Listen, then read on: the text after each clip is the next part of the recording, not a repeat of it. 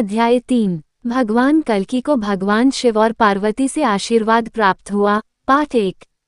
सूत गोस्वामी ने कहा, तत्पश्चात भगवान कल्कि गुरुकुल में रहने चले गए।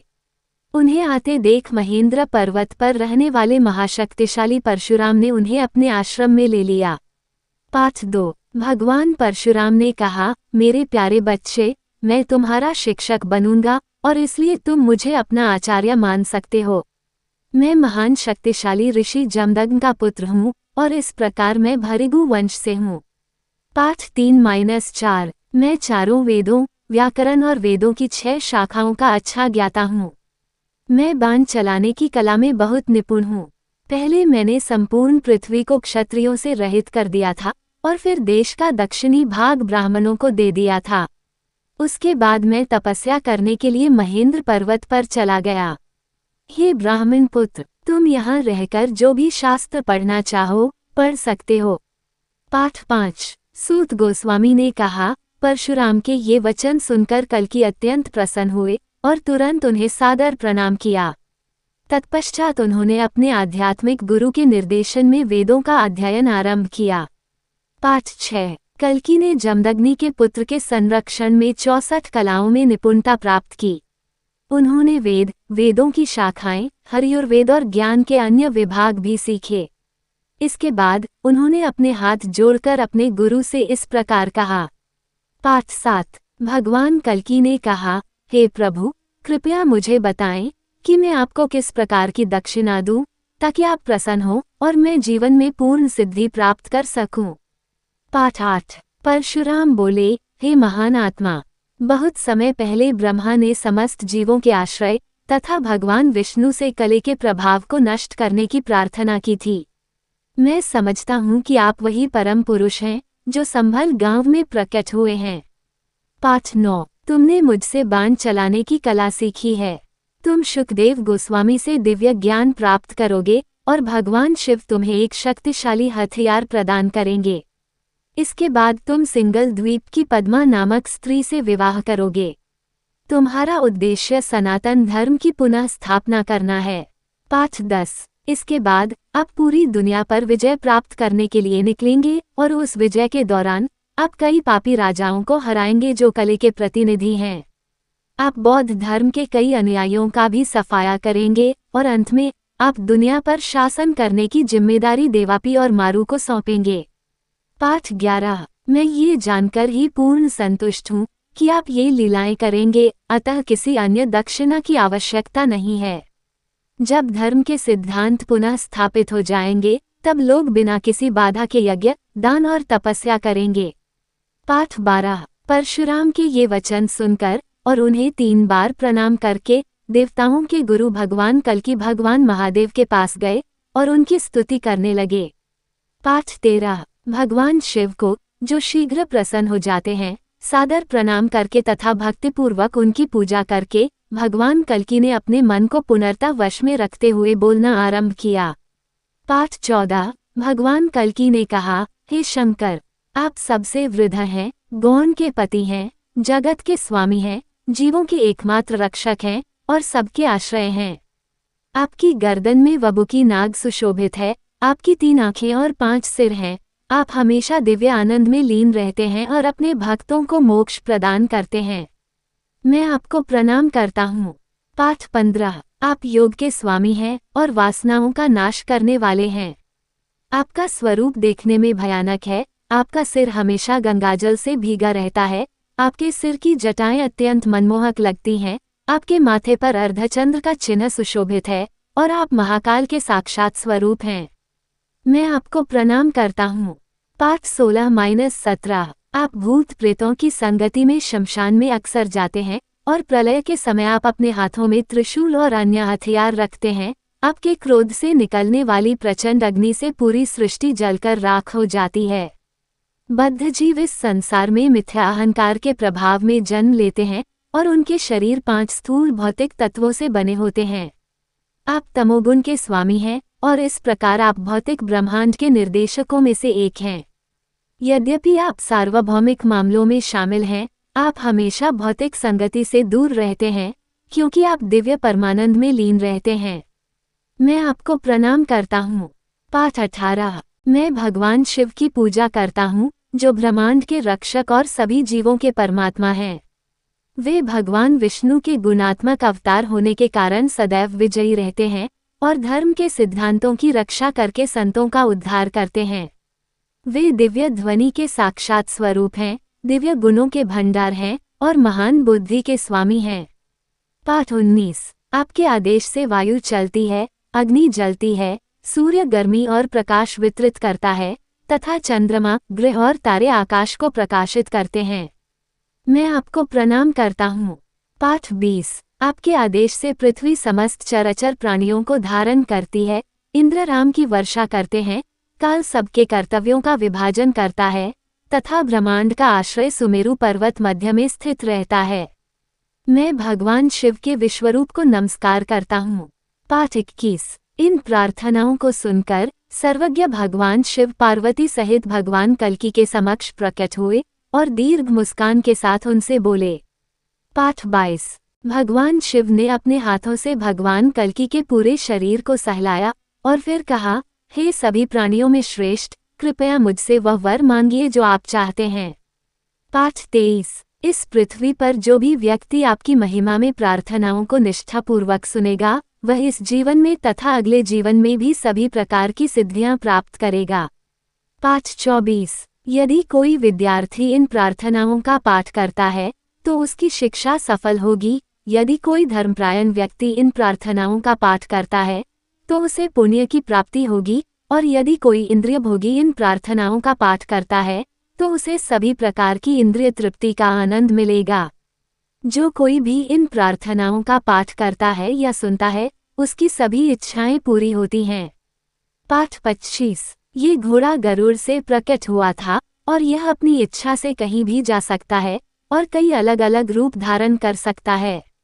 यहाँ एक तोता भी है जो भूत, वर्तमान और भविष्य सब कुछ जानता है। मैं आपको घोड़ा और तोता दोनों अर्पित करना चाहता हूँ, इसलिए कृपया उन्हें स्वीकार करें। पाठ 26। इस घोड़े और तोते के प्रभाव से संसार के लोग आपको सभी शास्त्रों का ज्ञाता, बाण छोड़ने की कला में निपुण तथा सबका विजेता जान जाएंगे। पाठ 27। मैं आपको ये तेज, मजबूत तलवार भी भेंट करना चाहता हूँ, इसलिए कृपया इसे स्वीकार करें।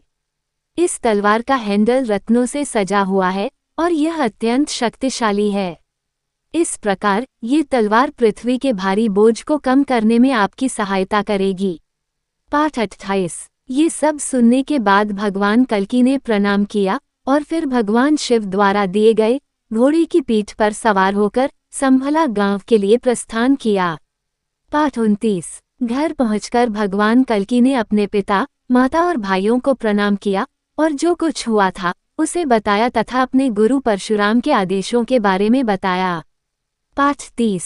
अप्रतिम शक्तिशाली भगवान कल्की ने महादेव से प्राप्त वरदानों का भी वर्णन किया। तत्पश्चात भगवान प्रसन्नतापूर्वक गांव के अन्य ब्राह्मणों से मिले और उन्हें भी सारी घटना बताई। पाठ 31। जब गार्ग्य, भर्ग्य और विशाला जैसे महापुरुषों ने भगवान कल्की की इन लीलाओं के बारे में सुना तो वे अत्यंत प्रसन्न हुए। तब से लेकर अब तक संभल के निवासी भगवान कल्की की महिमा का बार बार श्रवण और वर्णन करने में ही लीन हो गए। पाठ 32। राजा विशाखायुपा भी भगवान कल्की की इन अद्भुत चर्चाओं को सुनने के लिए आए और इस प्रकार उन्हें विश्वास हो गया कि परम भगवान हरि ने कई युग के प्रभाव को नष्ट करने के लिए इस संसार में अवतार लिया है। पाठ 33। राजा विशाखायुप देख सकते थे कि उनकी राजधानी महिष्मती के लोगों, जिनमें ब्राह्मण, क्षत्रिय, वैश्य और शूद्र शामिल थे, के हृदय में अचानक एक परिवर्तन आ गया था, जिसके कारण वे अब यज्ञ, दान और तपस्या करने लगे थे। पाठ 34। देवी लक्ष्मी के पति परमेश्वर के अवतार के प्रभाव से राजधानी में सभी लोग धार्मिक सिद्धांतों का पालन करने लगे। राजा भी धर्मपरायण हो गया, जिससे वह शुद्ध हृदय से अपनी प्रजा का भरण पोषण करने लगा। पाठ 35। पापी कुल में जन्म लेने वाले भी धर्माचरण में प्रवृत्त हो गए। जब कली के सेवक, लोभी, सत्य से सर्वथा रहित दुष्ट लोगों ने ये हृदय चरित्र देखा तो वे बहुत दुखी हुए और देश छोड़कर चले गए। पाठ 36। तत्पश्चात भगवान कल्की ने अपना चमकीला त्रिशूल, धनुष और बाण उठाया और अपने विजयी घोड़े पर सवार होकर और अपना ताबीज पहने हुए अपने महल से बाहर निकल पड़े। पाठ 37। जब उस देश के राजा विशाखायुप को, जो साधु पुरुषों के अत्यंत प्रिय थे, ये ज्ञात हुआ कि परब्रह्म हरि के अवतार भगवान कल्की प्रकट हुए हैं, तो वे उनके दर्शन के लिए गए। पाठ 38-39। राजा ने देखा कि जिस प्रकार स्वर्ग के राजा इंद्र देवताओं के बीच में अपने घोड़े उच्च श्रवा पर सवार होकर विराजमान रहते हैं तथा चंद्रमा सभी तारों से घिरा रहता है, उसी प्रकार भगवान कल्की अपने घोड़े पर विराजमान हैं तथा उनके चारों ओर सुमंत, गार्ग्या, भर्ग्या और विशालादि अनेक बुद्धिमान और शक्तिशाली पुरुष हैं। पाठ 40। जैसे ही राजा विशाखायुप ने भगवान कल्की को देखा, वह आनंद में डूब गया और उसके शरीर के रोंगटे खड़े हो गए। उसने भगवान कल्की को प्रणाम किया और उनकी कृपा से राजा भगवान का भक्त बन गया। पाठ 41। भगवान कल्की कुछ समय तक राजा विशाखायुप के यहाँ रहे। अपने प्रवास के दौरान भगवान कल्की ने राजा को 4 वर्णों और 4 धर्मों के सिद्धांतों के बारे में संक्षेप में बताया। पाठ 42। भगवान कल्की ने कहा, इस कलयुग में बहुत से पवित्र मनुष्य पतित हो गए हैं, लेकिन मेरी उपस्थिति के कारण वे सभी पुनः पवित्र हो जाएंगे। अब मैं चाहता हूँ कि आप सभी राजसूय यज्ञ और अश्वमेध यज्ञ करके मेरी पूजा करें। पाठ 43। मैं ही सबके लिए परम लक्ष्य हूँ। मैं ही सनातन धर्म का लक्ष्य हूँ। धर्म, पाप, भाग्य, काल, स्वभाव, कर्म और संस्कार मेरे अनुयायी हैं। पाठ 44। मैं चंद्रवंश के राजा देवापी और सूर्यवंश के राजा मरु को संसार पर शासन करने के लिए राजगद्दी पर बिठाऊंगा और सत्ययुग के आरंभ होने पर अपने धाम वैकुंठ को लौट जाऊंगा। पाठ 45। ये सुनकर राजा विशाखायुप ने भगवान कल्की को सादर प्रणाम किया और फिर उनसे वैष्णव धर्म के विषय में पूछताछ की। पाठ 46। राजा के प्रश्नों को सुनकर कल्की भगवान ने, जो कलिवंश का नाश करने के लिए अवतरित हुए थे, अपने सेवकों के सुख के लिए साधु पुरुषों द्वारा पालन किए जाने वाले धार्मिक नियमों के विषय में बहुत मधुरता से बोलना आरंभ किया। इस प्रकार श्री कल्की पुराण के 3 अध्याय का अनुवाद समाप्त होता है। चौथा अध्याय। पद्मावती को भगवान शिव से वरदान प्राप्त हुआ। पाठ 1। सूत गोस्वामी ने कहा, हे महर्षियों, तत्पश्चात धर्म के साक्षात स्वरूप भगवान कल्की ने राजसभा में बैठे हुए तेजों में सूर्य के समान प्रकट होकर राजा से ब्राह्मणों के कर्तव्यों का वर्णन किया। पाठ 2। भगवान कल्की ने कहा, जब ब्रह्मांड का अंतिम प्रलय होगा, तब सभी लोग, यहाँ तक कि भगवान ब्रह्मा भी नष्ट हो जाएंगे। उस समय संपूर्ण ब्रह्मांड मुझ में विलीन हो जाएगा। आरंभ में केवल मैं ही अस्तित्व में था और उसके बाद सभी जीव और तत्व मुझसे ही उत्पन्न हुए। अंतिम प्रलय के बाद संपूर्ण ब्रह्मांड अप्रकट रह गया और परमात्मा के अलावा कोई नहीं बचा। तब उस लंबी और अंधेरी रात के अंत में मैंने भौतिक सृष्टि की लीला करने के लिए अपना सार्वभौमिक रूप प्रकट किया। पाठ 4। मेरे उस विश्वरूप के हजारों सिर, हजारों आंखें और हजारों पैर हैं। उस विश्वरूप के मुख से परम शक्तिशाली ब्रह्मा प्रकट हुए, जिन्होंने चारों वेदों को बोला। पाठ 5-6। मेरे आदेश के अनुसार, जो वेदों के समान उत्तम है, सर्वज्ञ ब्रह्मा ने जीवों की रचना का कार्य प्रारंभ किया, जो मेरे पृथक अंश हैं, साथ ही काल और ग्रह मंडल भी। प्रारंभ में ब्रह्मा ने पूर्वजों, मनुओं, देवताओं और मनुष्यों की रचना की। पाठ 7। यद्यपि वे सभी मेरे अंश हैं, किंतु वे तीनों गुणों के निर्देशानुसार माया की व्यवस्था से विभिन्न प्रकार के कार्यकलापों में संलग्न रहते हैं। फलस्वरूप सभी चर तथा अचर जीवात्माएं भौतिक रूप से निर्दिष्ट हैं। पाठ 8। सभी चर और अचर जीव मेरे ही पृथक अंश हैं, यद्यपि वे मेरे ही उत्पाद प्रतीत होते हैं। अंत में सभी मुझमें ही विलीन हो जाएंगे। ब्राह्मण और समाज के अन्य सदस्य मेरे शरीर के अंग के समान हैं।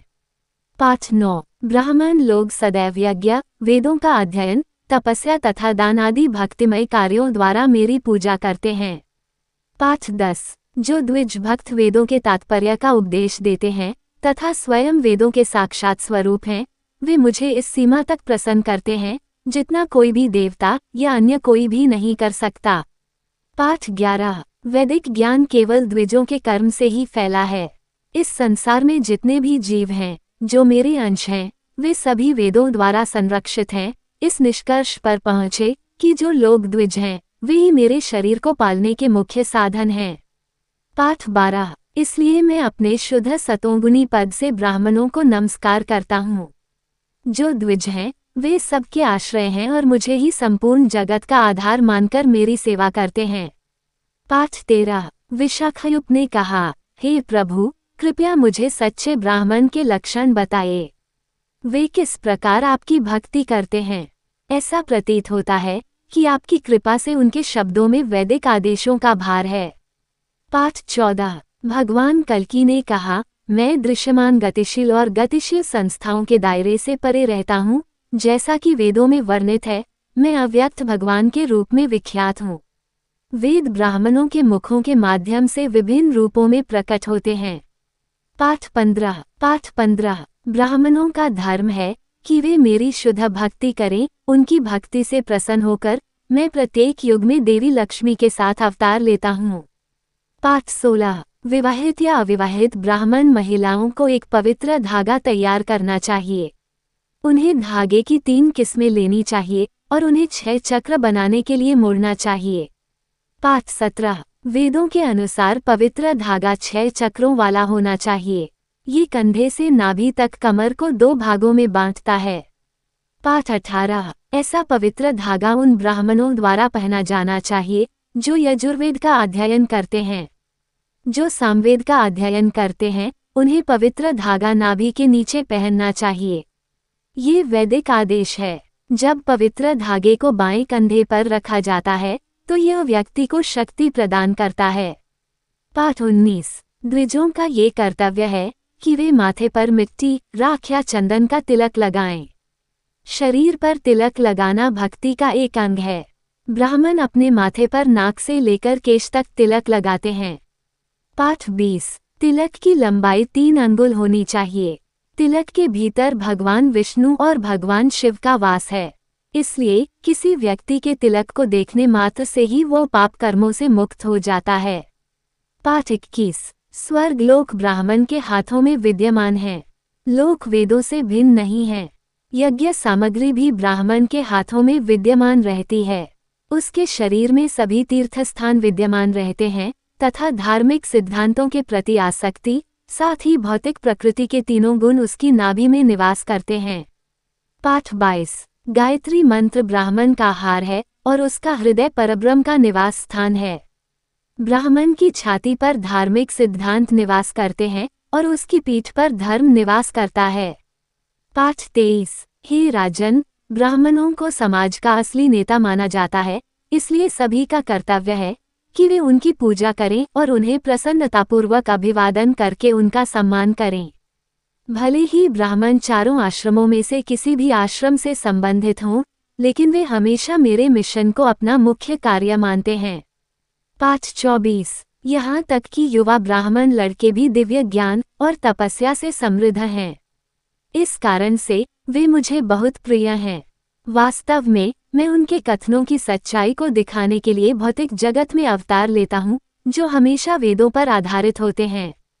पाठ 25। द्विजों की इन चर्चाओं को सुनने से सौभाग्य की प्राप्ति होती है, क्योंकि मनुष्य के सभी पाप कर्म नष्ट हो जाते हैं।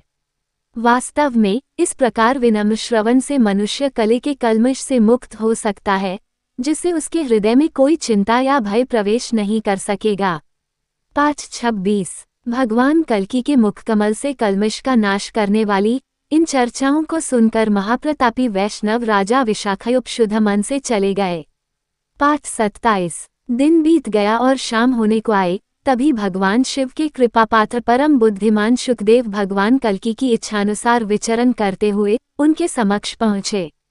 उन्होंने भगवान कल्कि को प्रणाम किया और फिर हाथ जोड़कर उनके समक्ष खड़े हो गए। पाठ 28। भगवान कल्कि ने प्रार्थना कर रहे शुकदेव को देखकर मुस्कराते हुए कहा, तुम्हें मंगल की प्राप्ति हो। तुम कहाँ से आ रहे हो? तुमने क्या खाया है? पाठ 29। शुक ने कहा, हे प्रभु, मैं आपसे बहुत रोचक बात कहूँगा, इसलिए कृपया ध्यानपूर्वक सुने। मैं अभी सिंगल नामक द्वीप पर आया हूँ, जो समुद्र के मध्य में स्थित है। पाठ 30। उस द्वीप के अद्भुत लक्षण सुनो, जिस पर बृहद्रथ नामक राजा का राज्य है। उसकी एक सुंदर कन्या है, जिसके गुण अमृत के समान है, तथा जिसके विषय में सुनने में बहुत आनंद आता है। पाठ 31। ये कन्या रानी कौमुदी के गर्भ से उत्पन्न हुई थी। जो व्यक्ति उसके दिव्य गुणों का स्मरण करता है, वह समस्त पापों से मुक्त हो जाता है। उस द्वीप पर चारों वर्णों के लोग निवास करते हैं। पाठ 32। ये द्वीप सुंदर महलों, आवासीय क्वार्टरों, कृषि क्षेत्रों और शहरों से सजा हुआ है। यहाँ जगह जगह रत्नों और क्रिस्टल से सजे कई द्वार और स्तंभ बनाए गए हैं। वाकई पूरा द्वीप सोने की तरह चमकता है। पाठ 33। उस द्वीप पर शुभ लक्षणों से सुशोभित सुंदर वस्त्र पहने हुए स्त्रियां निवास करती हैं। वहाँ अनेक सुंदर सरोवर हैं, जिनमें सारस और हंस विचरण करते हुए दिखाई देते हैं। पाठ 34। ये झीलें कमल के फूलों और कुमुदिनियों से भरी हुई थीं, और इनके चारों ओर चमेली और अन्य प्रकार के फूलों से भरे बगीचे थे। भौरे उन फूलों की सुगंध और शहद से मदहोश होकर उन पर मंडराते रहते थे। हर जगह सुंदर बगीचे, झाड़ियां और लताएं दिखाई देती थीं। पाठ 35-36। उस सुंदर द्वीप पर धर्मात्मा राजा बृहद्रथ का शासन है। उनकी पुत्री पद्मावती निःसंदेह महिमावान तथा निष्कलंक है। ऐसी प्रतिभावान, अप्रतिम सुंदरी वाली कन्या तीनों लोकों में बहुत कम मिलती है। उसे देखकर ही कामदेव की गृहिणी रति का स्मरण हो आता है। वह विधाता की अद्भुत रचना है, तथा उसके लक्षण भी अद्भुत हैं। पाठ 37। वह अपनी सखियों के साथ भगवान शिव की पूजा करती है, क्योंकि पार्वती सभी के द्वारा पूजी जाती है। ये राजकुमारी सभी की आराध्य है।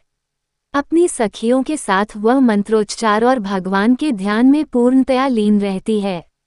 पाठ 38। ये समझकर कि जिसका मुख अत्यंत सुंदर है और जो भगवान श्रीहरि को अत्यंत प्रिय है, वह कमला इस लोक में अवतरित हुई है। देवताओं के स्वामी शंकर भगवान पार्वती के साथ आनंद पूर्वक उसे देखने आए। पाठ 39।